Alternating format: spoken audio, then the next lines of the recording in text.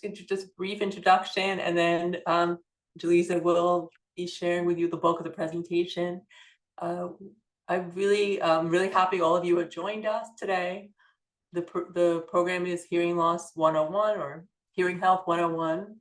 We really want you to learn the basics today so that you can be empowered with taking care of your hearing going forward. And our agency is called the Center for Hearing and Communication. If you are a longtime New Yorker, you may have known us as under a different name. We used to be called the League for the Hard of Hearing.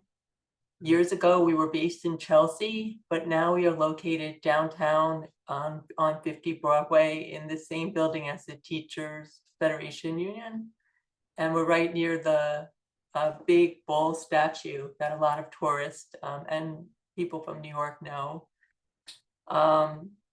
So we are focused on hearing issues of all kinds, all degrees. We help people of all ages and any mode of communication, whether it's the person chooses to speak or sign, which is represents the entire spectrum of people with any degree of hearing loss, all the way through deafness. And our vision is communication without limits, and that means that we really work with the individual to help you find the best solution so that you can function better in your life and solve the pain points or the priorities that you have. And we have 4 clinical areas. Today, we're going to be focusing heavily on audiology, which is the expertise of managing ear care and hearing ability.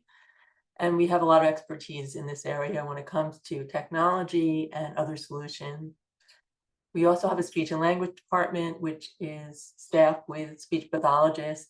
And the way that maybe you would interact with this department is once you have a hearing aid, or maybe you already have a hearing aid and you're looking to improve the way you function with it, and the way you listen with it, and the way you function in groups and social settings, these experts can work with you on strengthening that listening capability. We have emotional health and wellness department, which is very unique. Our counselors happen to be fluent in sign language. That may not be relevant for you, but it's unusual to have these many. We have 6 social workers, a psychiatrist who manages medication, and a child psychologist, who are all very astute and attuned to the issues related to hearing loss. But it's not required to meet with them to discuss hearing loss, but they're very sensitive and aware of the issues that come with it. And we have an education department that works with young children and helps them get ready for preschool and elementary school, and coaches them and helps the parents the whole way through so that they can be successful in their life. So that's a little bit of who we are. And since the pandemic, we do a lot of telehealth as well. So if you're homebound or you'd like to explore services remotely, we do provide a lot of that too. So I'm going to pass it along to Jaleesa now. Hi, everyone. I'm Jaleesa. And so I wanted to first start off with some learning objectives that will give you kind of a good summary of some points that we're going to be discussing today. So the first one is that you will learn about hearing loss, including the causes, signs, and associated comorbidities. Second, you will understand the importance of a hearing evaluation and what to expect during a hearing evaluation appointment. Third, participants will gain insight about current hearing aid technologies. And lastly, you will gain knowledge about communication strategies and other solutions to help improve your communication. And so to go through kind of the schedule of what we'll be discussing, Carolyn gave a great introduction to CHC and our agency.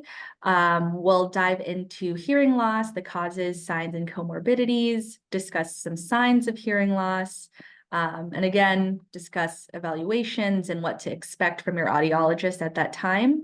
And then we'll also be doing a Q&A at the end. If you would like to, throughout the talk, share some questions, you can type them in the chat, and we'll go ahead and try to answer as much as we can at the end of the presentation.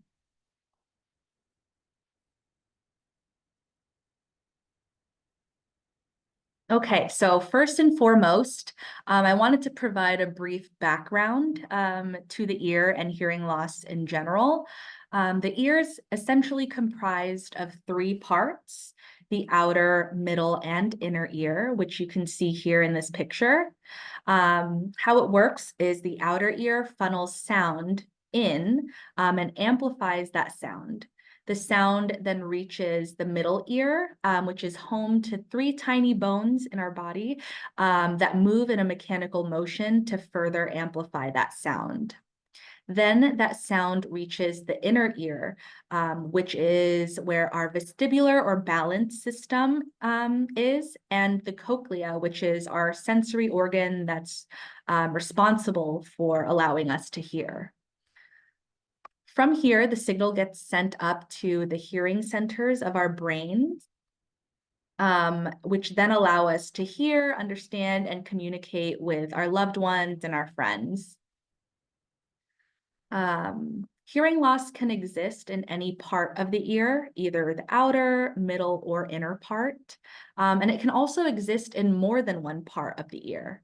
So depending on the affected areas, an individual may have a conductive hearing loss, a sensory neural hearing loss, or a mixed hearing loss.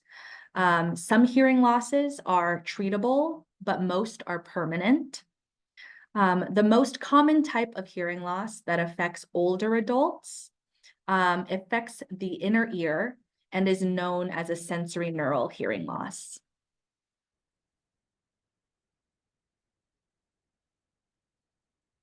So in this next slide, I wanted to review some of the main causes that can affect an individual in adulthood. And so first we have a family history of hearing loss, also known as genetic hearing loss. For example, when a child is born with a hearing loss or develops hearing loss in early childhood, over 50% of the time the cause is genetic or due to a genetic change or mutation. In addition, some families with genetic hearing loss may also have many members who are affected, and other families may only have one person who's affected. So it really just depends. Another cause of hearing loss is medications. So depending on the medication being taken, it's possible that it can harm your hearing. Those are also known as ototoxic drugs or medications.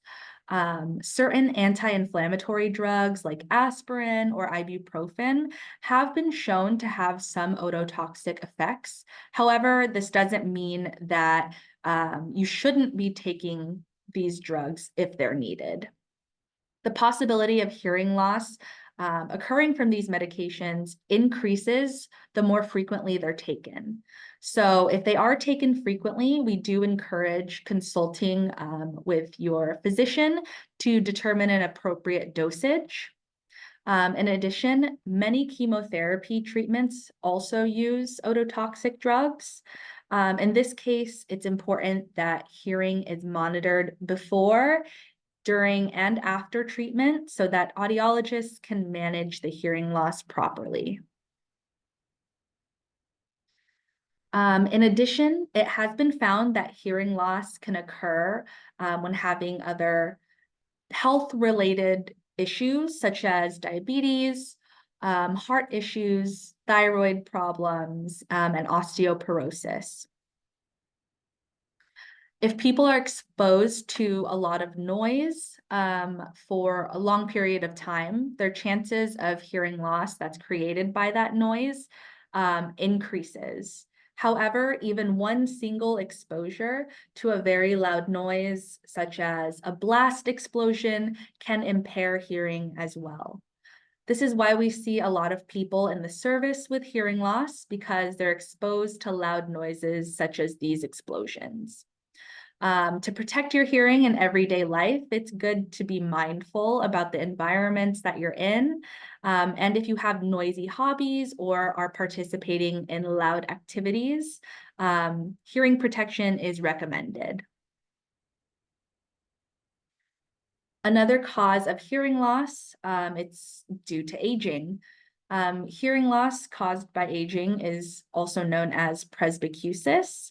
This hearing loss is typically seen in those who are 65 and older, and can be caused by a number of reasons, including just general wear and tear, noise exposure, or a combination of any of these causes you see here listed.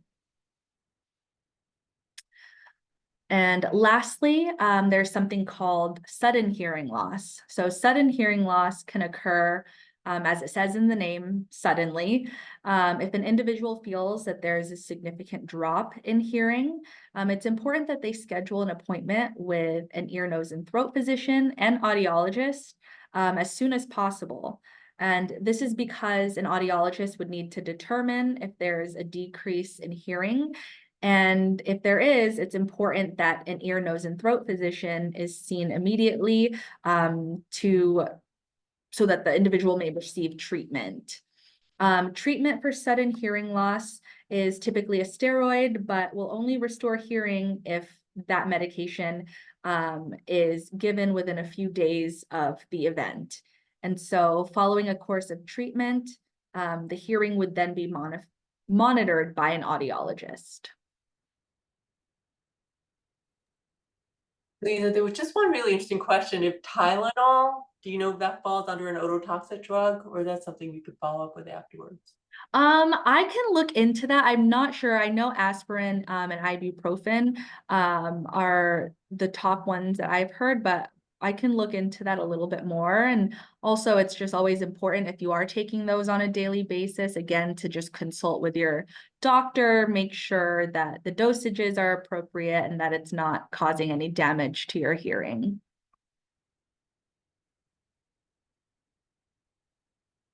Okay, so now I want to discuss a few typical signs of hearing loss. The first, of course, is if you're saying what frequently. If you're noticing that you need to ask for a lot of repetition, then that could be a sign that there is a hearing loss present.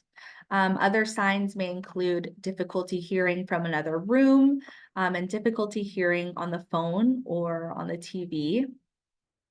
If you tend to increase the volume louder in order to hear, then that may also be an indication that a hearing loss is present. Another sign is complaining that others are mumbling, as well as having difficulty understanding if you can't see the person's face while they're talking. In addition, you may have more difficulty understanding in noisy situations and in group settings. It's important to note that as we age, communication and background noise does become more difficult, regardless of if we have a hearing loss or not. Kind of related to this is another component of understanding speech and noise is listening effort and fatigue. And so a good example is if you're in a restaurant with family or friends and a conversation is happening and you're having some trouble keeping up or playing an active part in the conversation. Let's say someone poses a question to the group. By the time your brain is able to decode and understand what's being asked and you're prepared to answer, the group has moved on to the next topic. And so the extra processing and work your brain is doing to hear and understand what's being asked is already difficult with a hearing loss, and much more if you're someone that has a hearing loss and needs hearing aids. But once you throw in background noise, even more listening effort is being expended. And essentially your brain is working in overtime. And it's likely resulting in you feeling exhausted and fatigued even before the dinner is over. This often leads to individuals who bluff or smile and nod, even though the conversation is essentially lost on them. This may cause you to not be as present in conversations or avoid group outings, not only because of the effort that goes into listening, but also because of the fear that you won't be able to understand the conversation or that you may be embarrassed or kind of ashamed. This can be another sign that a hearing loss is present, so changes in sociability.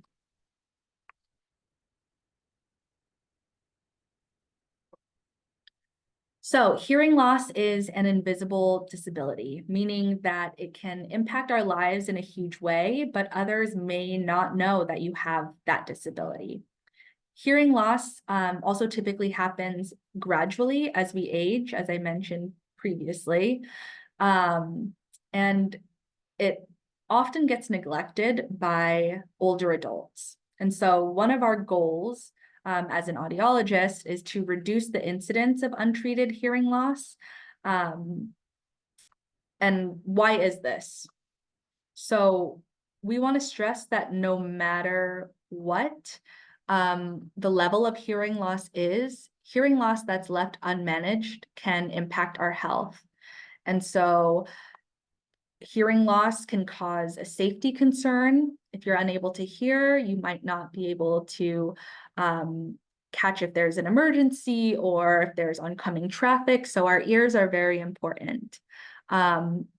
Hearing loss is also linked to quality of life and social isolation, as well as dementia. And so the social isolation can really impact our well-being. And so there's kind of a chain that people with hearing loss tend to be more isolated, not having that input to your brain can also cause some cognitive decline as well. And lastly, having a hearing loss that goes untreated can also increase the risk of accidental falls because our balance system is housed actually in our ears. There's a relation between the two that we see.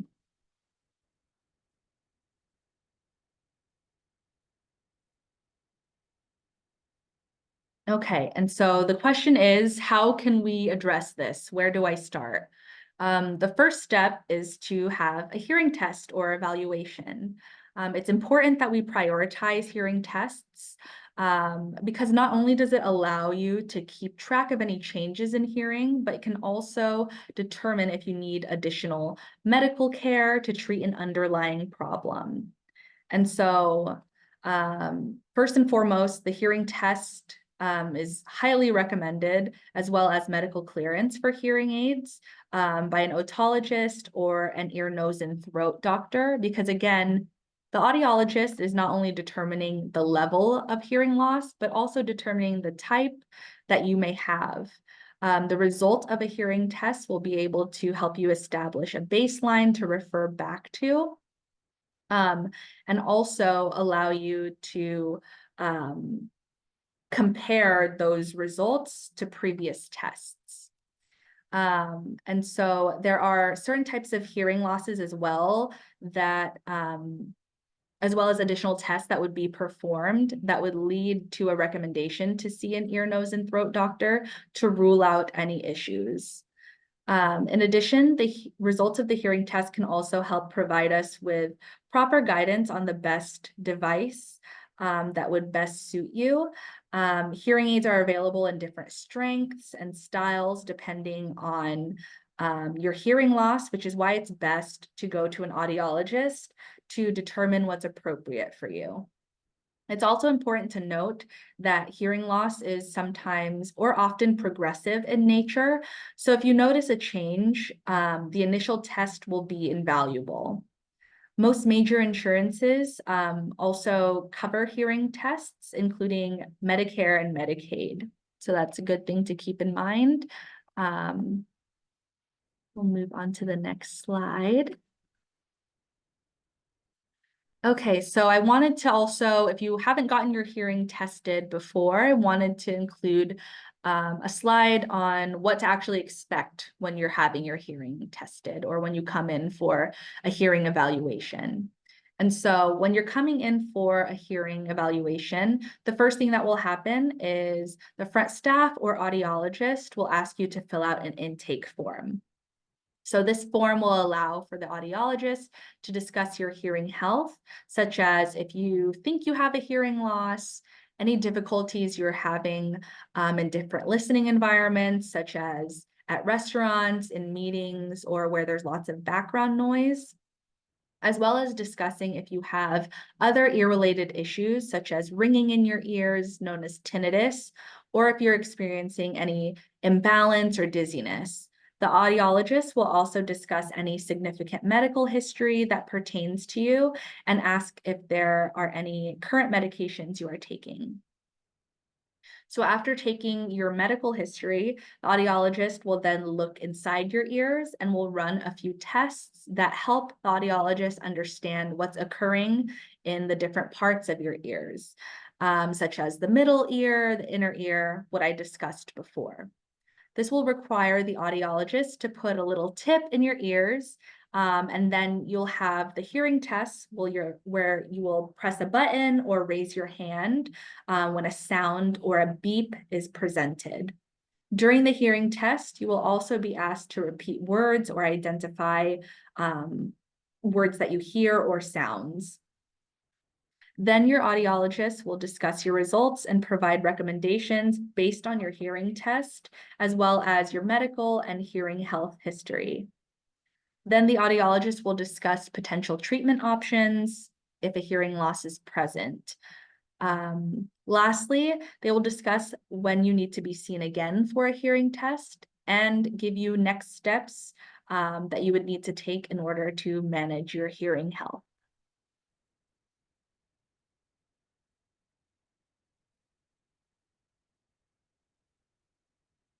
And so to review, when getting a hearing evaluation, you want to make sure you're receiving one from a licensed audiologist. And then if needed, the audiologist may recommend seeing an ear, nose, and throat doctor, and may also recommend amplification devices such as hearing aids or assistive devices, which are essentially additional accessories that pair with the hearing aid to make certain listening environments a little bit easier for you to communicate in.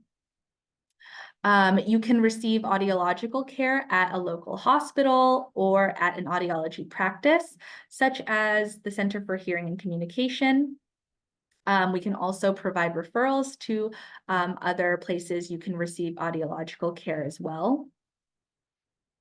Hearing tests, again, are covered by Medicaid and Medicare. So when making an appointment, let them know what your insurance is, and they can also see if you have any type of benefits towards hearing aids, etc. Additionally, I wanted to note that if you go on our website, we have a screening of for your hearing that's located on our website there. It's free. The screening doesn't substitute for an actual hearing test, but it can potentially identify if a hearing loss is present. So if you're interested, at the end, we'll have a link to our website where you can find that screening.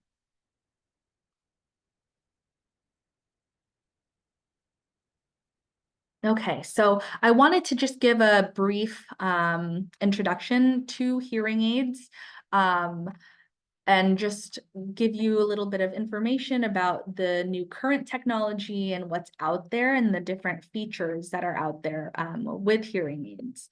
And so there are many advancements that hearing aids have now, not only with their sound processing capabilities, but also with the multitude of features and where technology is going and has gone. There's definitely been an improvement. Most current hearing aid technologies are capable of having Bluetooth connectivity. And so this allows you to connect the hearing aids to your cell phone so that you're able to hear your family better. During calls, you can listen to music through your hearing aids, podcasts, audiobooks, things like that. You can hear directly in your ears through the hearing aids. Current technology can also allow you to connect to other accessories, such as a remote microphone or a TV adapter that would allow you to stream the audio from your TV in your living room directly to your hearing aids. Additionally, hearing aids can be controlled by using your iPhone or Android to ensure for quick and easy adjustments. So you can adjust volume, you can make additional programs, things like that, that you haven't been able to do with hearing aids before. The next thing is directional microphones. And so this allows for noise suppression from some directions, while still retaining good sensitivity to sounds in one direction, resulting in improved hearing in noisy situations. Rechargeable hearing aid options are also available these days, which can be extremely helpful for those who have trouble with dexterity or want a more environmentally sound option. And so with all this being said, this leads us to something that's relatively newer, over-the-counter hearing aids. And so we're excited about the availability of new options for amplification because we feel that more people will be inspired to take action to manage their hearing loss now that it's more accessible. But it's important to keep in mind that over-the-counter devices you would need to be a candidate for. And so we really do stress that consulting with an audiologist can provide you with more insight and more direction regarding if you're a candidate for over-the-counter hearing aids.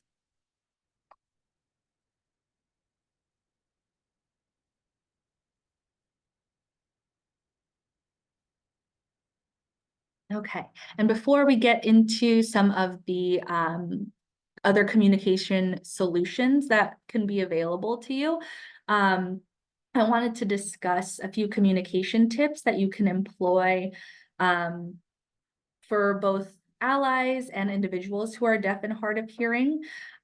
These are just a few modifications and tips we can use to help ensure that appropriate communication is facilitated. And so the first is reducing background noise as much as possible. And conversing in a well-lit area so that facial cues like lip reading and expressions are easily seen. Utilizing another mode of communication in addition to spoken language, such as writing down points of a conversation or relaying your message through text, can also be helpful. Some other helpful tips include just being patient with the person, getting their attention first, especially in a noisy situation or environment. When you are speaking with someone who may have a hearing loss, we want to speak up, articulate our words, and take frequent pauses. We also want to cue in the topic and rephrase. So rather than saying what, or when someone else is saying what and hasn't heard what you said, rather than repeating, it may be helpful to rephrase the statement so that it can be understood in a different way. Additionally, we want to confirm comprehension, just making sure that the other person understands what you're saying. And then also, you can use a clear mask if possible, just so those facial cues aren't lost.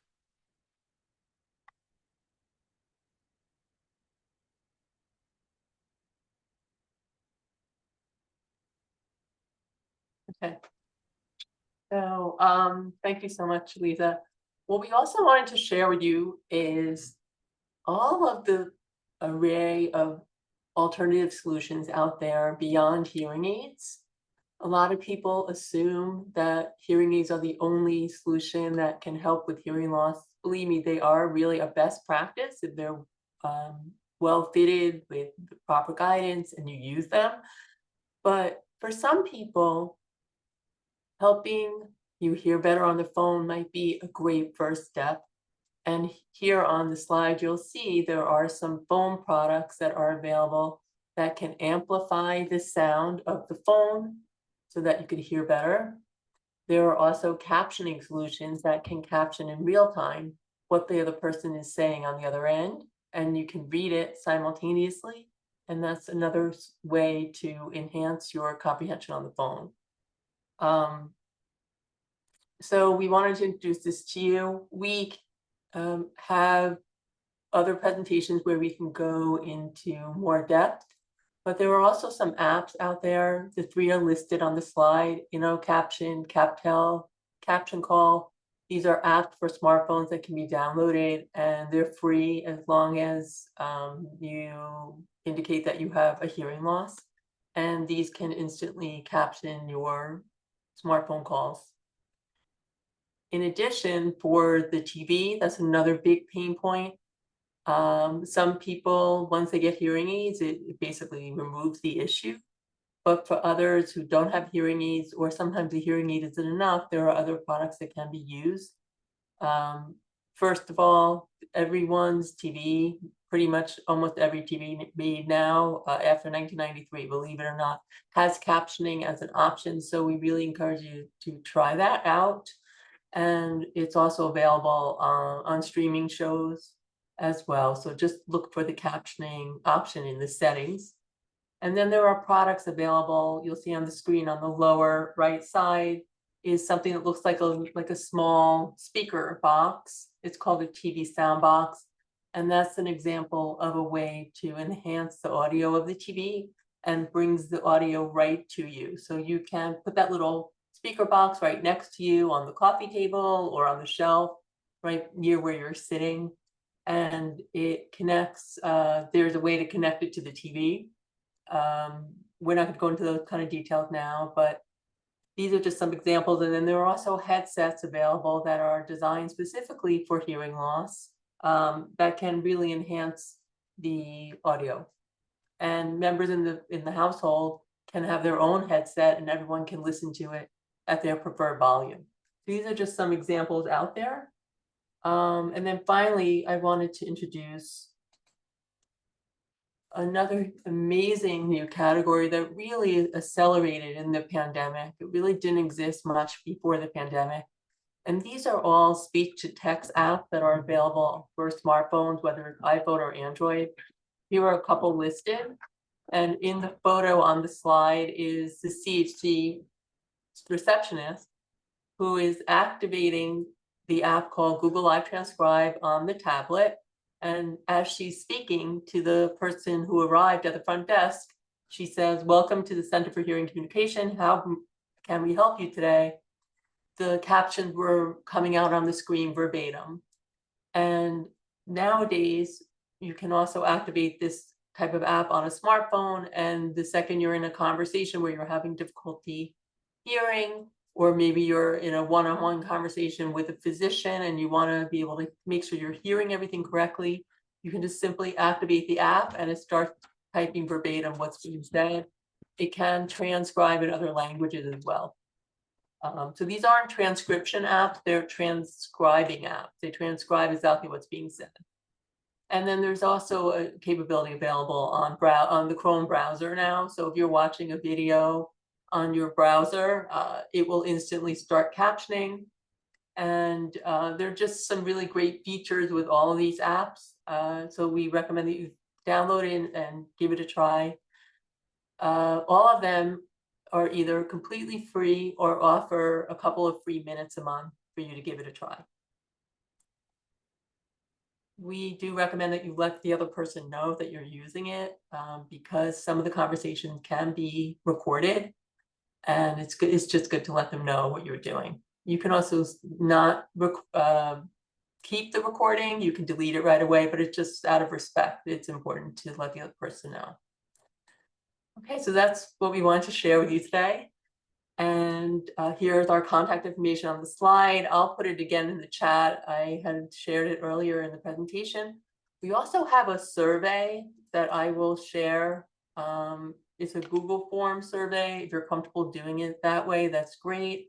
If you're not comfortable using the Google form, we will also share it when we share a copy of the presentation with the PSS staff. So we're happy to take any question. I see one now in the Q&A. Jaleesa says, which comes first? Do you go to the audiologist first? Do you go to the ENT first? Is there a best approach? Does it matter? Yeah, so it really just depends on what you're experiencing and what the issue is. So I would say commonly, if you're noticing that you're having difficulty hearing and you want to get your hearing tested, first and foremost, you want to get an appointment with an audiologist so that we can determine where your hearing levels are. Based on that hearing test, we would go ahead and if there is any indication that if there's any difference between the ears, or if you have any other otological symptoms like tinnitus or dizziness that occurs with the hearing loss, then we would refer you to see your ear, nose, and throat doctor.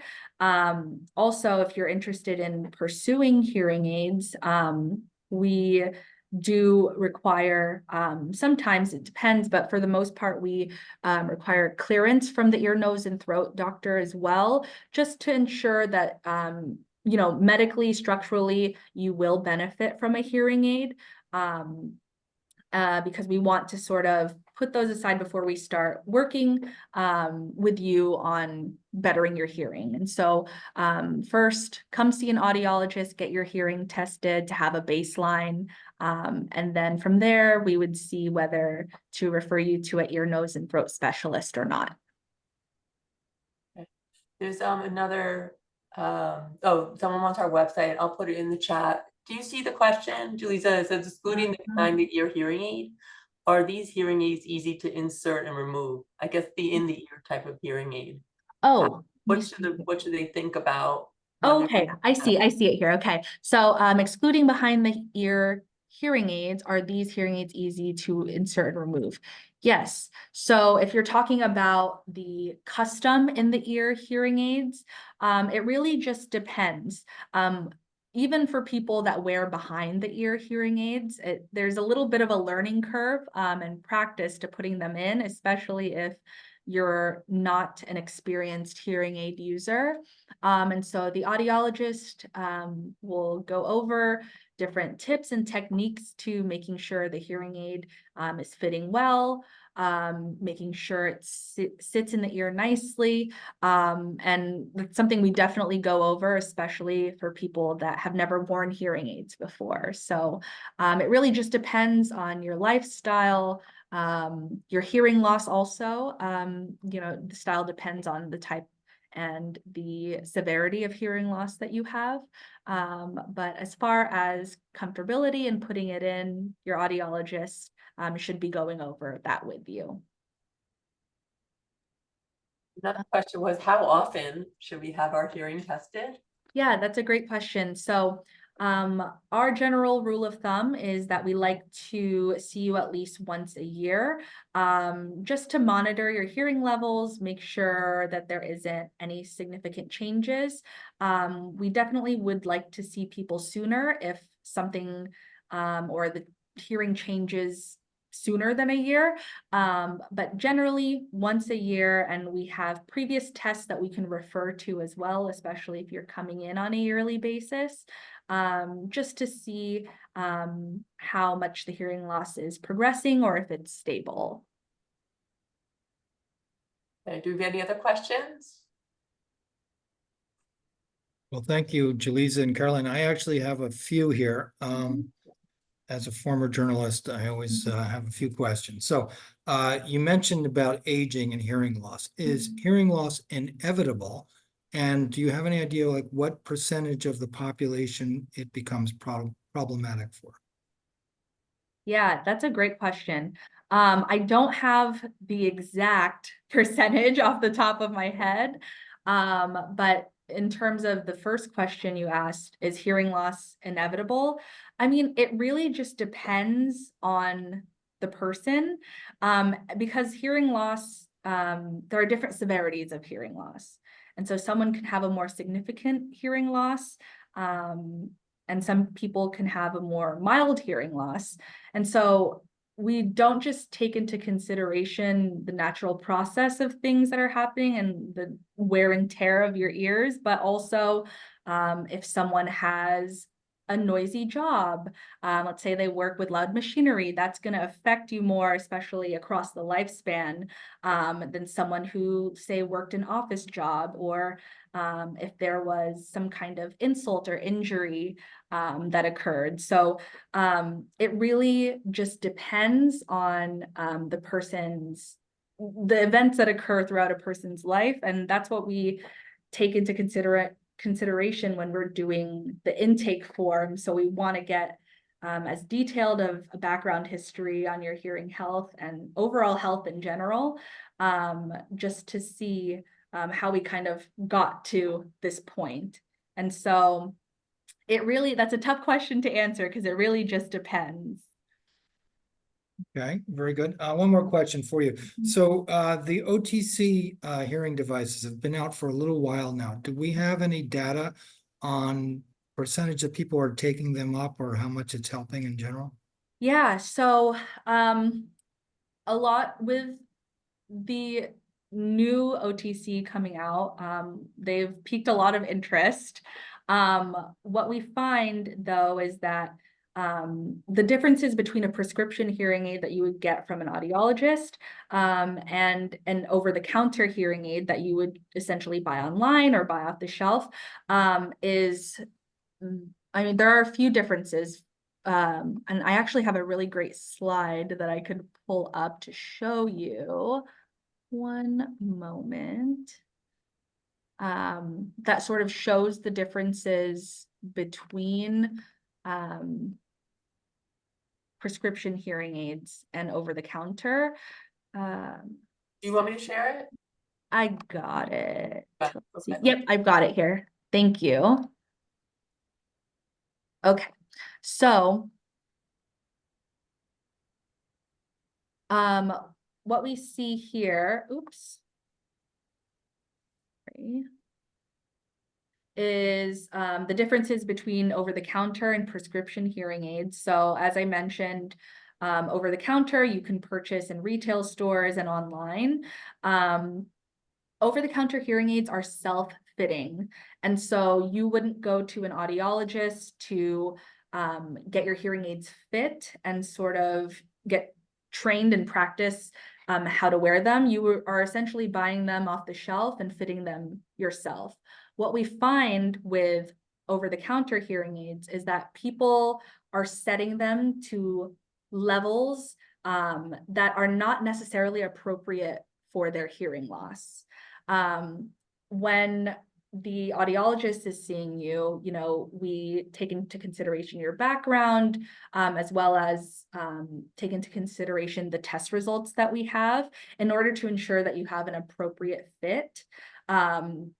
And then sort of take on the different listening scenarios that you're in and apply that to programming the hearing aid. When you're doing that yourself, it's kind of hard to know exactly where you're fitting. And we find that people are setting them to lower levels than they would actually benefit from. So although things are sounding louder, it doesn't necessarily mean that it's giving you the type of amplification that you need. And so to answer your question, you have to be a mild to moderate hearing loss sort of candidate in order to even benefit from hearing aids. Most people, especially our older adults, have a more severe hearing loss than mild to moderate. And so wouldn't be a candidate for over-the-counter, but more so prescription hearing aids that would be dispensed by an audiologist. And so if you are interested in trying over-the-counter hearing aids, we really do recommend that you consult an audiologist just to see if you are a candidate and that you would benefit from them. Okay, very good. Thank you. Mm-hmm. Looks like you got another question that came in. Okay.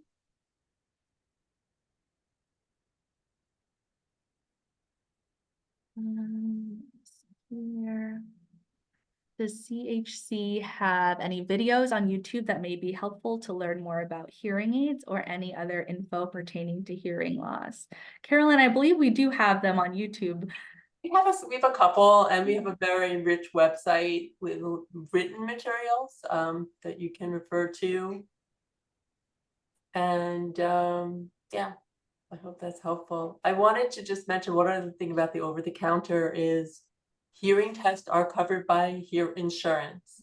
So even though over-the-counters are self-fitting, I'm just reiterating our recommendation is take the time to get a proper hearing test before you start investing in the over-the-counter. Once you know that you fit into the right profile for over-the-counter, then by all means, go and try it, especially if you're tech savvy, it fits in your budget and you want to give it a try. We're finding the price points of over-the-counters are not significantly cheaper. They are cheaper, but they're not very cheap, like $200, $300. They're hovering between $800 to some are as much as $2,000 for a pair. And what you're missing is just the customization and the professional guidance and care that you may want and need, but not everyone needs that. Like it's a great first step, and it might serve your needs, but it may not be right for everyone. Some of them do require a smartphone to program them, and that might not be the right setup for somebody. But again, it's making the devices much more accessible for people. And I was just going to mention that we're finding that sometimes people don't know their insurance benefits and miss out on getting a prescription hearing aid that's covered by your insurance that includes the care of an audiologist by going the over-the-counter route. So just make sure you know what your insurance is first, what's covered. Some insurances are really good these days, where they might cover a pair of hearing aids once every 5 years or a certain dollar amount allocated to the hearing aid.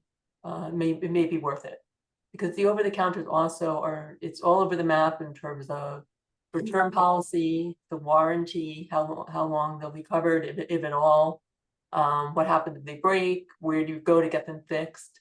So there's some things that people don't realize, that when you get a hearing aid from an audiology practice, they will likely have a warranty of at least 2 or 3 years. As CHC, for example, we have walk-in services where you can get your hearing aid repaired, sometimes under warranty as well. So it's just something for you to think about. Sure. Well, thank you again, both of you. I know you give other presentations, so we'd love to have you back sometime to address maybe some other issues that the attendee was wondering about with videos. So thank you again. And yes, if you send me your slides, we'll send those out to the attendees. And with that, I'm going to turn it over to Kiera, who's going to talk briefly about our Circle of Care program. Thank you, Matt. Good afternoon, everyone. My name is Kiara Soto. I am the intake care consultant at PSS Circle of Care, and we are a caregivers program that offers free supported services to those caregivers who are caring for a loved one who's chronically ill, suffering from memory loss or dementia. These services include counseling, support groups, educational trainings, supplemental items, respite care, advocacy, and assistance with long-term care planning. If you'd like to find out more about our program, you can give us a call at 866-665-1713, or you can visit our website at pssusa.org. Thank you for your time, and I will be sharing our information in the chat box. Thank you. Thank you, Kiera. Appreciate that. And thank you, everyone, for attending this afternoon.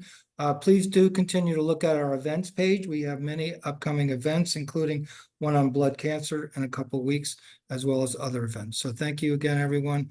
Thank you for our presenters. Really appreciate that. It was very informative, and I hope to see you next time. Bye-bye.